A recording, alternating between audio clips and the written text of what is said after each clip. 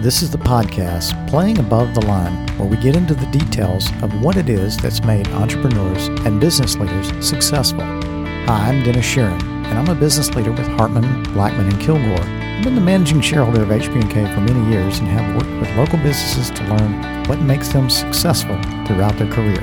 And I'm Alan Cave. I'm also a shareholder at HB&K, a full-service accounting and business consulting firm. During our careers, Dennis and I have both been fortunate to work with many successful businesses and their owners, as well as other leaders throughout the accounting profession and beyond. We're happy to share some of their stories with you.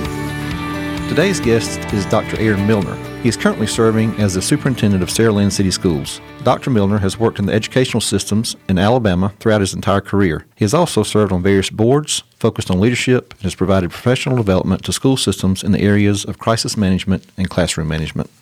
Good afternoon, Alan. How are you today, sir? Dennis, I am just made for love. I can't complain. So it's a good day, and it's always a good day when we can visit with folks like Dr. Aaron Milner. So we're very excited to have him as our guest today. Well, that's good. Dr. Milner, welcome to the show. Thank you, guys. It's an honor to be here. So, of course, we know you because we work with you on a professional level with the school system that you're the superintendent of. Mm-hmm. Why don't you tell us a little bit about who you are, your background, and your position as it is today? First, start with my family. I'm very blessed. My wife, Jennifer, two boys, Michael and Matthew. I'm proud to be the superintendent of Saraland City Schools, where I have a son that's a senior at Saraland High School, Michael, and our youngest son, Matthew, is a ninth grader at the school. So I get evaluated every night when my two boys get home and tell me how things are going at the school. And also, my wife's a fourth grade teacher in the system. So wow. Our board is quick to tell me you get evaluated every night by the three most important people in your life. Yeah, that's true. Graduated from the University of Alabama as an undergraduate student. Didn't think I wanted to do anything but be a high school football coach, and took that route and loved it. Then started maybe pursuing a higher calling and received my master's degree in school administration, which led to my first administrative position as an assistant principal at Enterprise High School. Did the typical route, worked my way up from assistant principal to principal, and then became superintendent of Enterprise City Schools and stayed there for 2.5 years, and then received a call one day from a man that means a lot to me, Bill Silver, the president of the Saraland City School Board. He just heard I was probably interested and got me and my wife down for a interview one day, and we decided to take the leap and came to Saraland. And 6 years later, we're glad we made the move. It's turned out to be a great experience for me and my wife and our two boys. Well, welcome to the area. So tell a little bit more about the Saraland school system. How many employees are in the system? How many students? Things like that. About 10 years ago, Saraland created their own school system. They broke away from Mobile County. I was aware of that and considered applying for the job the first time, but didn't do so. And the board did an outstanding job, selected great leadership to start the system. And then I was fortunate to come in. When I came to Saraland, we had 3 schools. We had a kindergarten through 5th grade, and then we had 6, 7, and 8 at a middle school, and then we had 9 through 12 at the high school. Our challenge and opportunity has been growth, as your firm's aware of. The student population continued to grow. We knew we had to do something to bring in some more funding, and so we took on the big challenge of trying to pass a 7.5 mil ad valorem property tax. And passed it almost 2-1. And so now we have 4 schools. We have an early ed center. So we have about 450 students approximately at the early ed center. We have about 800 to 900 at our elementary school, which is now 2 through 5, 6 through 8 at the middle school, and then 9 through 12 at the high school with about 1,100 students. And so we're running about 3,100 students, give or take. We have over 300 employees now in a very good situation. Great city leadership. Things are good. The challenge we have and the leadership we have to exhibit is to address our growth in our school system. We equate everything to football in the South, so what classification does that put Saraland in? We're a 6A school. Pretty neat little statistic. 6A school, been in existence for 10 years, grown from 4A to 5A to 6A, but we've already competed twice for the 6A state championship in football. Wow. And so we make sure that safety and academics is always our first priority, but we're also keenly aware that nothing brings a community together like having a great marching band, like having great athletics. One thing we say in our school system is everything matters.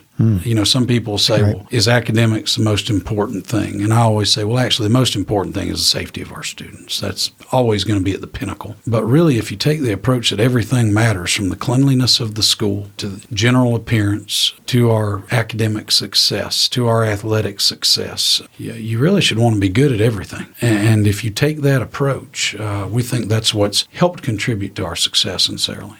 I couldn't agree more. I love that whole idea that everything does matter, because it kind of plays back to the show. The show being about leadership, and the other things is about engaging people. And every day, leadership happens, whether it's intentional or not, and whether it's good or bad. And by the approach you have of stressing how important everything is, you're trying to take that perspective and teach leadership in a positive fashion. Absolutely. We talk as an administrative team and even amongst our teachers about what our professional staff, what they say at church, or what they say in their Sunday school class, or what they say on social media about their organization. We try to say, you're always speaking for Saraland City Schools, because our parents send their most prized possession to us every day. So it doesn't matter if you're the lunchroom worker, the custodian, who you are in the building. What you say is the gospel when it comes to the school system. So we try to remind our folks of that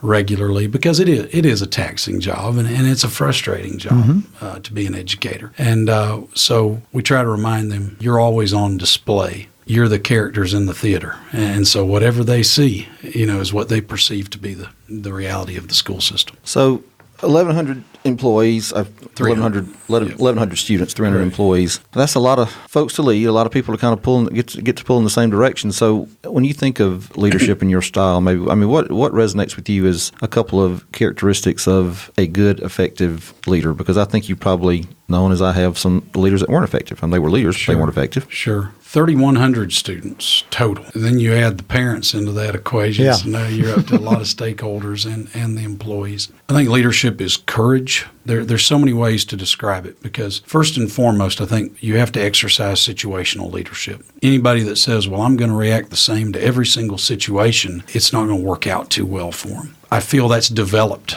over years with anyone, is I've got to know when to stay calm. I've got to know when to be a good actor and let people know I'm very concerned about a situation, potentially. But knowing how to address through previous experiences those things that might come up on a day-to-day basis. I often tell people at the superintendency or the principalship, it's like deep sea fishing. And sometimes at a different level, it's like bass fishing. You know what you're going to catch every time you throw out. With us, it can be a shark. It can be whatever is going to come up that day. And we have to be able to handle that situation, and you really have to thrive on that a little bit, I think. You have to wake up each morning with that desire to be able to take those on. Also, loving your people. And when I say loving your people, I don't mean the kumbaya, all of it. Sometimes with our own children, I don't want to equate our employees to children, but with your own children, when you tell them what they're doing wrong to make them a better adult, that means you love them and care about them. And you don't necessarily do that with an iron fist, but trying to have that critical conversation from time to time with an employee, and that's hard for a leader as well. We like to beat our chest and say, oh, we'll just call them in and let them have it. Those people I've determined aren't that effective. If it doesn't bother you just a little bit, or if it doesn't make your stomach churn just a little bit to have to talk to somebody about a way they need to improve, you're probably not as serious about it as you should be. I had one of my mentors looked at me one time and he said, son, don't fall in love with your job. And I looked at him funny. I was like, don't fall in love with your job. And he said, because if you're not willing to give it up to do the right thing, you will make the wrong decisions to keep you in place. And I thought that was very wise. Sometimes we make a decision that may not be real popular, but it's what had to be done. And being willing to defend that employee to whatever stakeholder group or individual that wanted to bring it to me. And I don't want to make that sound like it's easier said than done, but I think it's added to my longevity somewhat.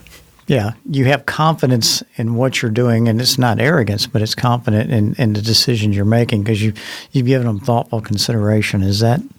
That's what I'm hearing? Absolutely, and kind of knowing your own true north, knowing the direction you want to take the organization. One thing I tell new superintendents, I'll get calls from time to time, and I'll call people myself to get advice. But how would you handle this? How would you handle this? But one thing, and I had to learn this. Didn't come naturally, but I tell people wade into the water, don't do cannonballs.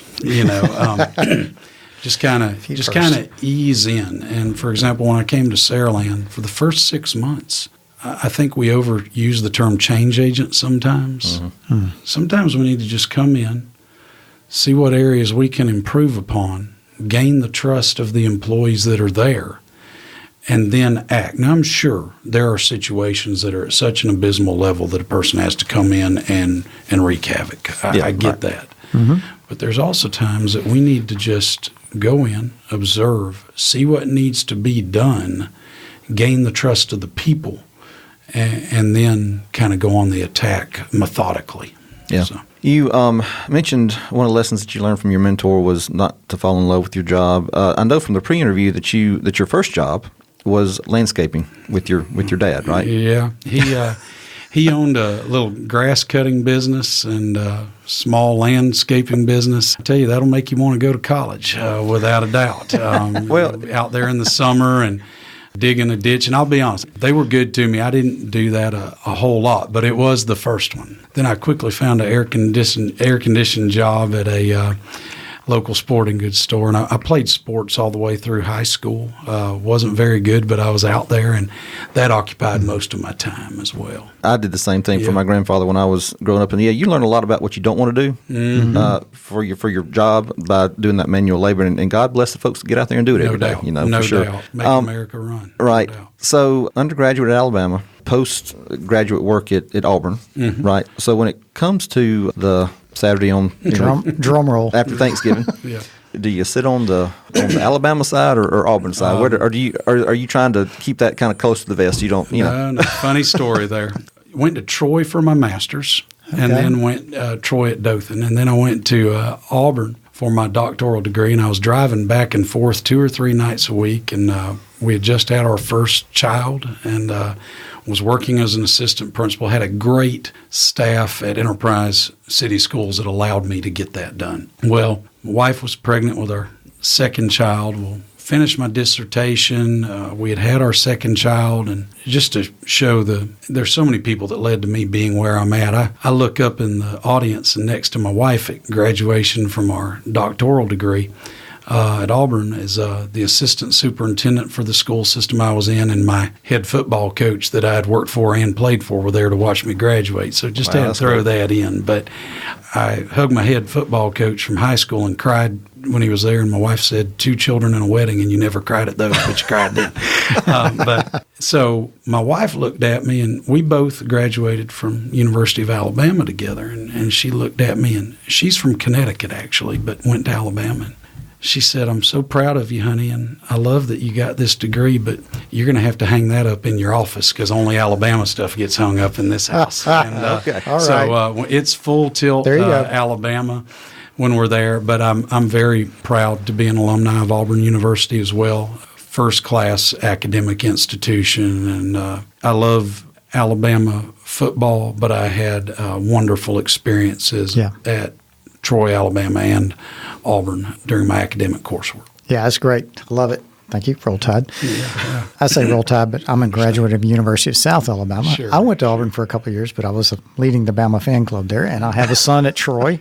So, I appreciate what you did. Let's reflect back a little bit on who's influenced you in your life. Who are those 2 or 3 people that influenced you? All I've known are educators, and that's who's had the biggest impact on my life. And you take the the good and the bad, and you learn from both, I would say. A guy named Bill Bacon was the head coach at Enterprise High School, and he was my coach. But on his side, I saw just the handling of young people and how to do that. And then I had a couple of great superintendents I worked for, Thad Morgan and Jim Reese. Thad Morgan was the one that said, don't fall in love with your job. And he also said, he looked at me one time and said, let the wind blow and the leaves fall where they may, when he was talking about making a decision. And I thought that really stuck with me. He said, sometimes you just got to know your true north, stay with what you think is right, and go forward. Jim Reese guided Enterprise City Schools through a F4 tornado, if you remember that. Absolutely. But did that with such dogged persistence and patience. I remember sitting back and just watching, and I was so impressed. And there's been so many people. A guy named Bob Ferris, Bob Tomberlin. There's just a long list. And I will tell you, I think that list continues to grow. We've got a school board right now. We've got a board president named Bill Silver. And I sit back. He's a retired executive with Alabama Power, and I just watch him sometimes and the way he handles situations, and I see himself think things through, and he's been a big influence on me along with so many other people. Mm-hmm. And so I wish I could just give you just one or two. Yeah. But it's just been a kind of a plethora of people that have helped me. I love that, because I feel like you. There's been so many encounters over the years, and you've taken something from all of them, and you've learned something from all of them. A lot of times we learn something to say, when I have the opportunity, I would maybe go about it this way. So that's a great story. As you look down the road at your, obviously you've had a nice tenure with Saraland City Schools, and that will continue. But when it's time for you to move on and go into that next chapter of your life, what do you hope that people look back and say about Aaron Milner and the mark that he's left on Saraland City Schools? Number one, I hope first thing is I'll have some kids say, I remember seeing him in the hallway, talking to us, patting me on the back, shaking our hand. I try to get out into the schools. There's nothing better than when, to me, just when a kid says, hey, Dr. Milner, how you doing?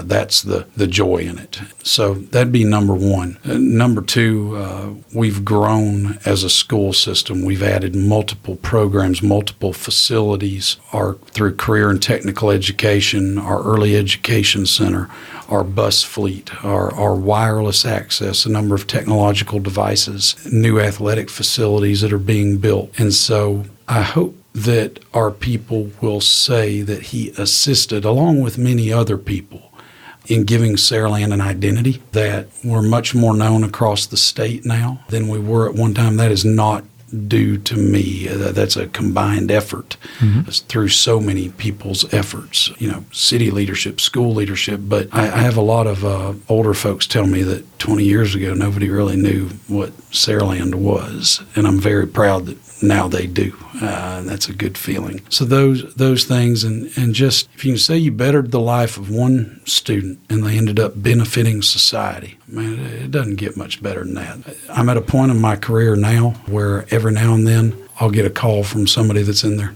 30s, and they'll say, just want to check on you. How you doing? I interviewed a guy for a job the other day that was a student back when I was an assistant principal, and he's doing great things now.